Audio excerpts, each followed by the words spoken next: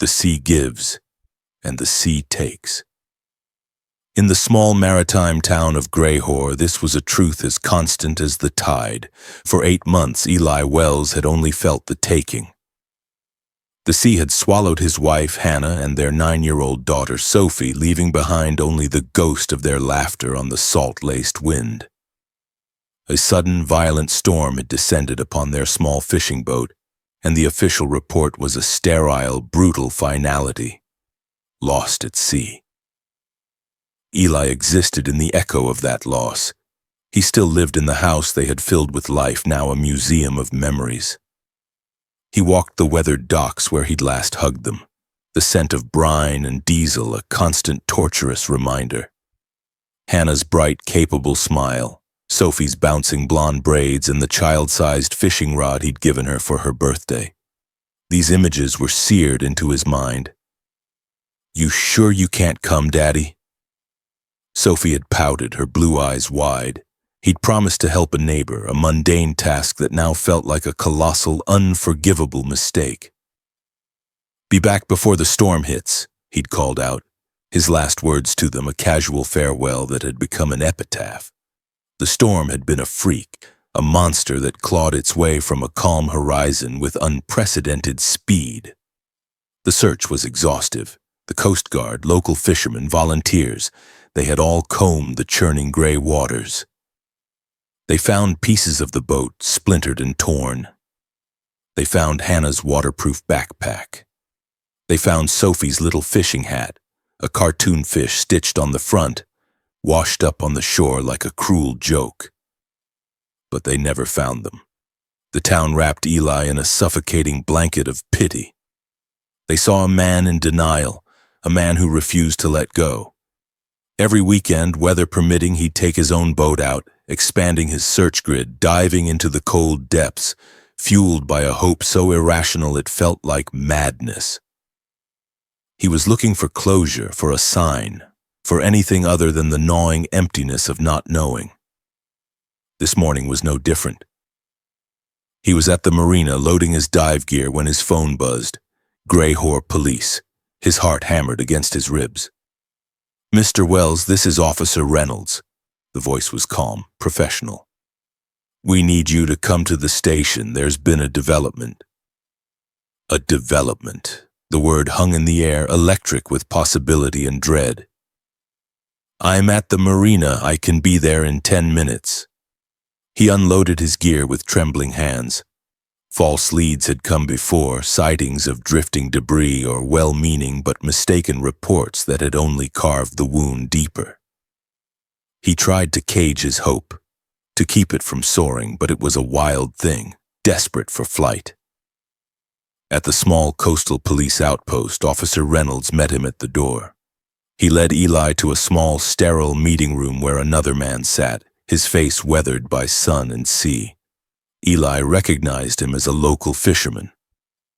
"Mr. Wells, this is Tomas Herrera," Reynolds said. "He came in this morning with some information."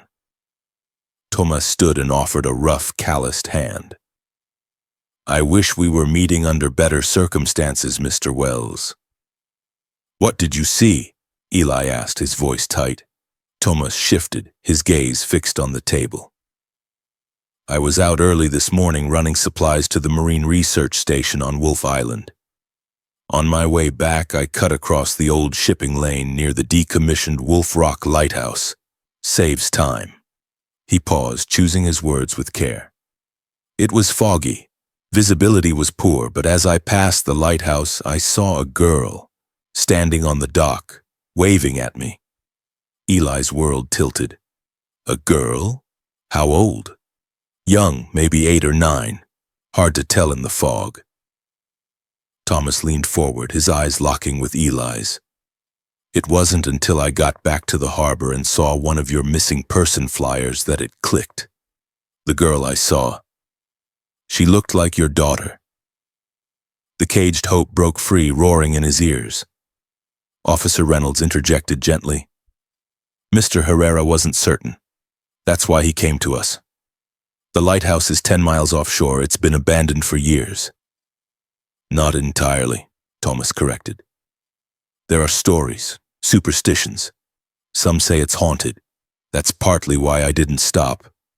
I figured if there was a child, there must be an adult, but seeing the flyer, I had to report it. The lighthouse was sold to a private owner years ago, Reynolds said, consulting a file.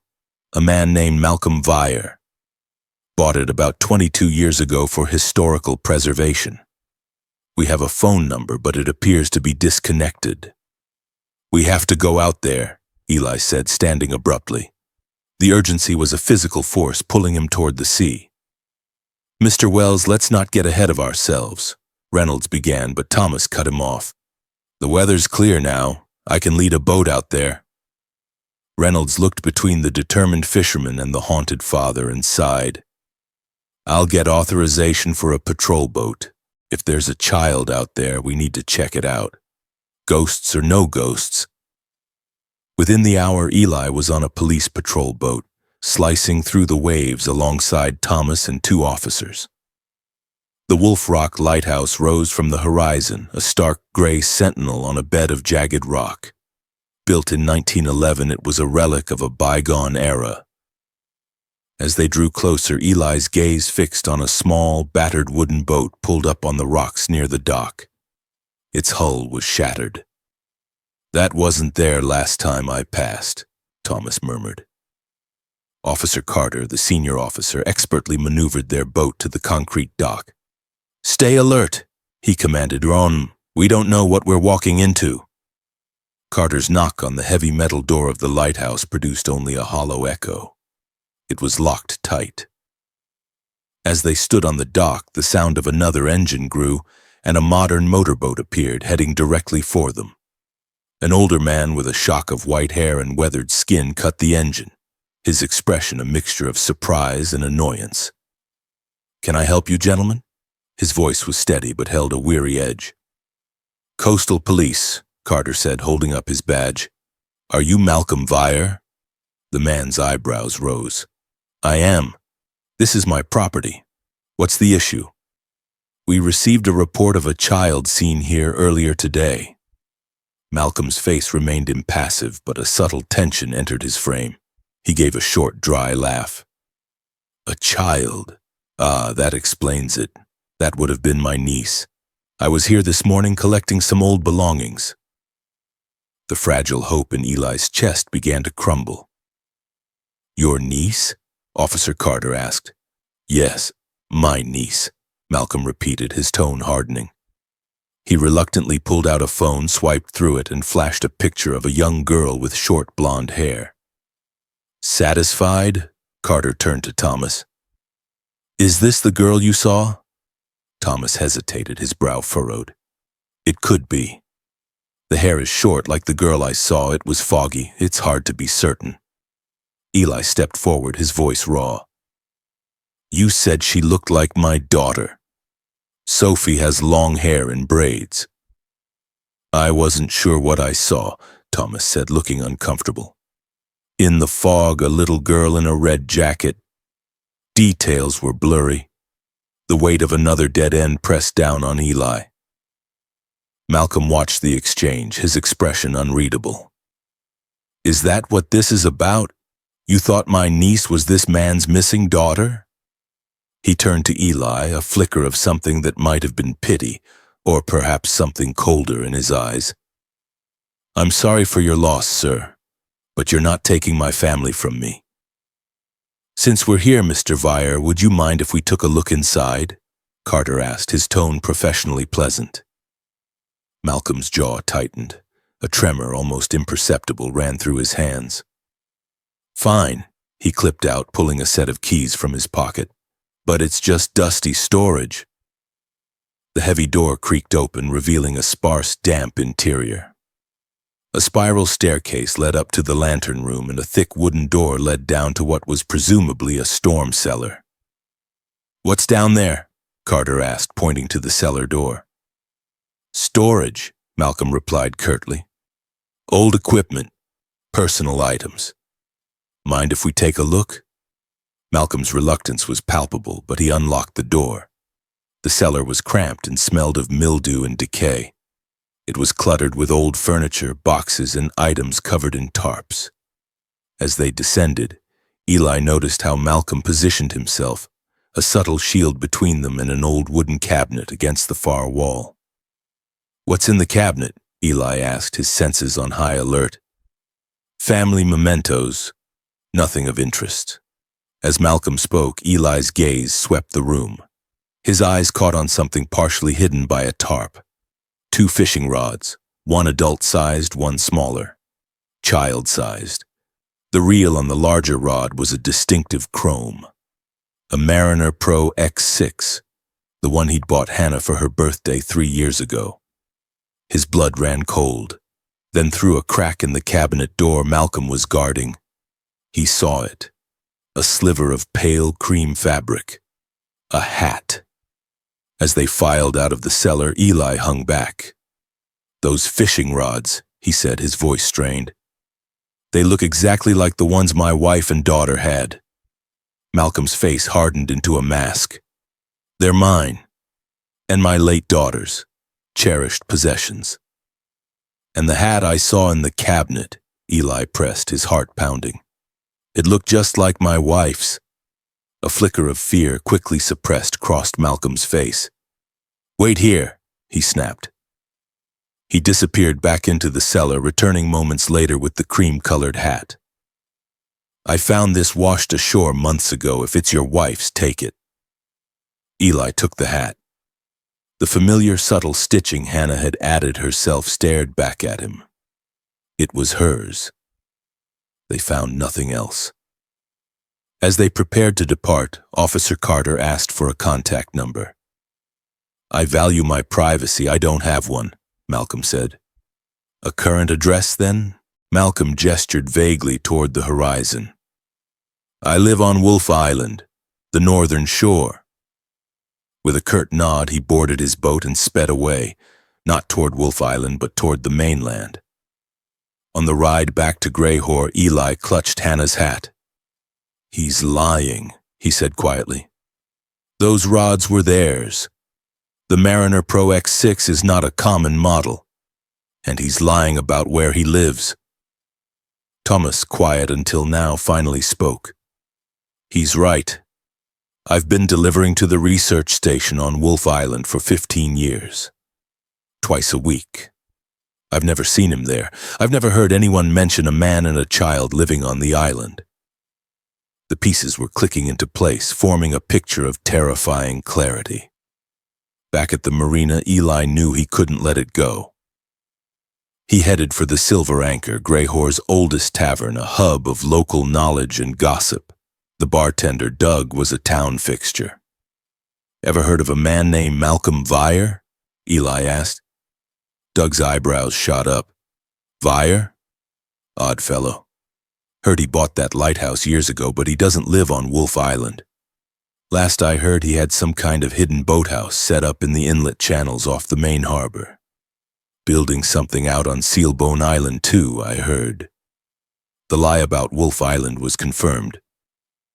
Eli's hands trembled as he called Thomas. "I need your help again. It's about Malcolm."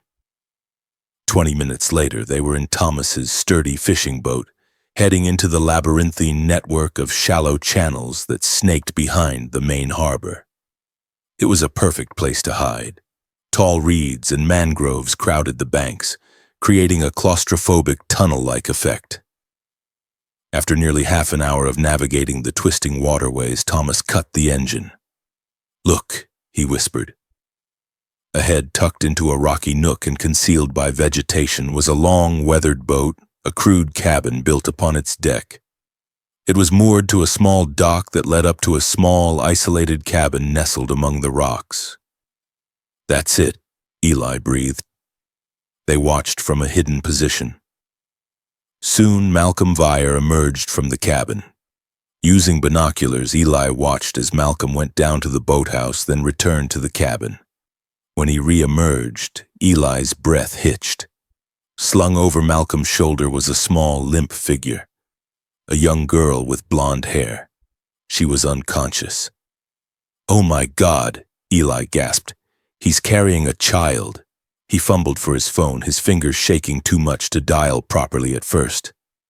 "Coastal Police," he managed, his voice a choked whisper. "It's Eli Wells, Malcolm Vire. He has a child. She's unconscious." He relayed their location as best he could. While on the line with the dispatcher, he watched in horror as Malcolm returned to the cabin. He came out again, this time struggling with a heavy, shapeless sack. He stumbled on the steep path and the sack tumbled, landing at the bottom.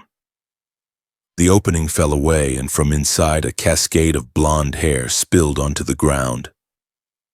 A woman's hair, Hannah's hair. A strangled cry escaped Eli's lips. "There's a woman," he told the dispatcher, his voice breaking. "In a sack. I think she's dead."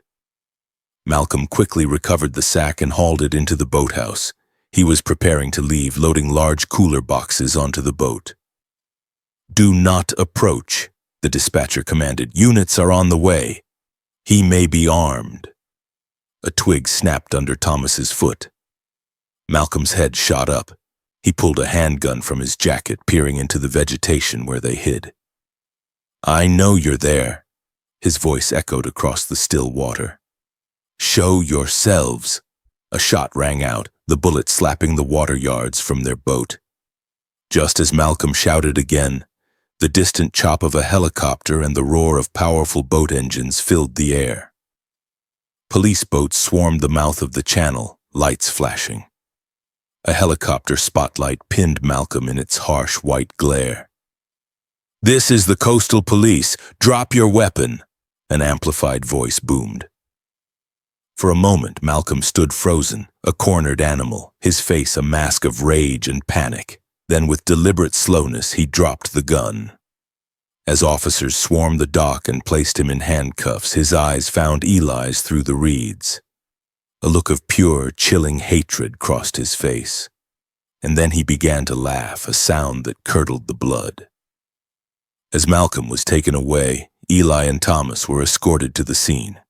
Medics were emerging from the boathouse, carefully carrying a small figure wrapped in an emergency blanket. Eli lunged forward. "Is it her? Is it Sophie?" He saw her face, pale, eyes unfocused, but unmistakably his daughter. "That's her," he choked out. "That's my Sophie."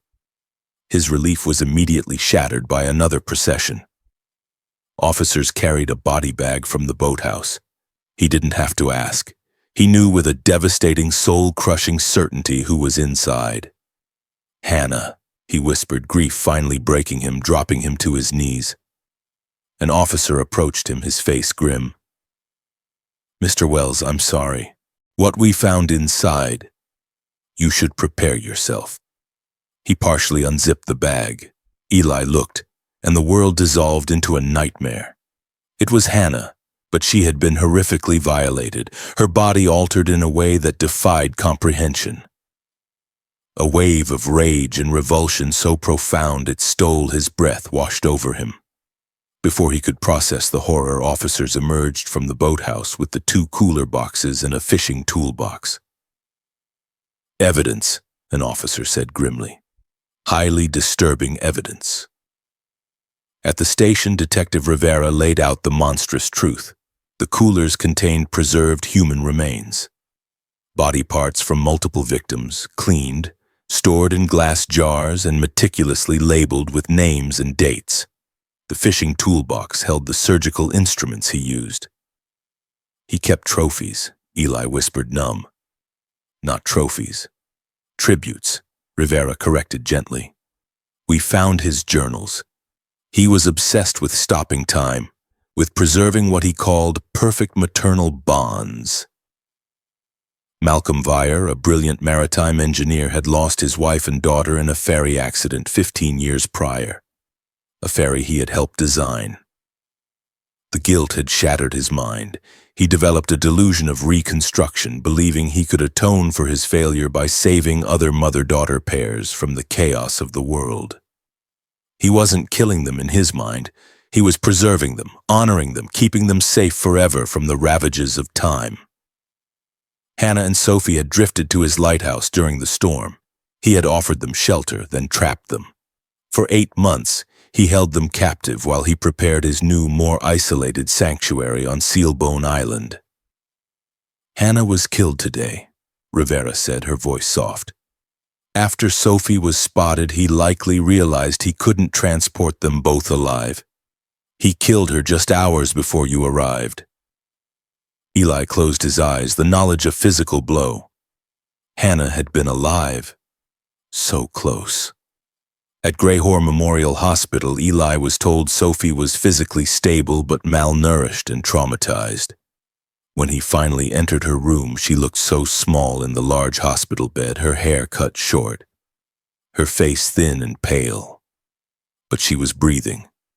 She was alive. He took her hand, and her fingers curled around his. He sat for hours, whispering to her until finally her eyelids fluttered open. Her gaze, confused at first, found his. "Daddy?" she whispered, her voice a fragile thread. "Yes, sweetheart," he said, tears streaming down his face. "It's me. I'm here. You're safe now." Recognition dawned, followed by a wave of anguish. "Mommy," she cried, her face crumpling. "The bad man. He took Mommy away." Eli gathered her into his arms, his own grief a raw, open wound. "I know, baby, I know." "She told me to be brave," Sophie sobbed into his chest. "She said you would find us. She sang to me every night." He held her tighter, the small, shaking frame of his daughter, the last piece of his heart. The sea had taken Hannah, had hidden her in a monster's lair, but it had also, through one fisherman's watchful eye and a father's refusal to surrender hope, given Sophie back. They remained locked in an embrace, father and daughter, adrift in a sea of sorrow. The road ahead would be long and dark, a journey through the wreckage of their lives. But in the sterile quiet of the hospital room, a fragile, defiant hope took root.